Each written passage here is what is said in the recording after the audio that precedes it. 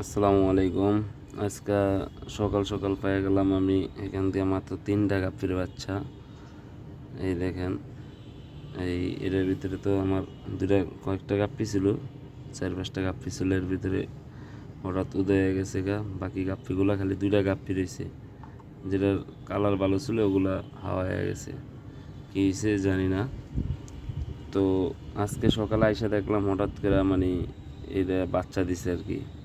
তো বাচ্চা আমি 3টাই পেয়েছি। এই দেখেন বাচ্চার সাইজ। আবার পায়া এটার ভিতরে দিয়ে দিছি, এটা নতুন ট্যাঙ্ক। দেখেন আরেকটা কই, এই যে আরেকজন। এই দেখেন 3জন ভিতরে লইছি।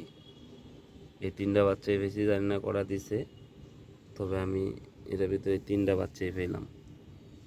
এই দেখেন এটার ভিতরে মোট তারা ছুটাছুটি করতেছে আজকে। আর বাচ্চা আছে কিনা দেখি, আর বাচ্চা নাই, এই 3টাই পেলাম।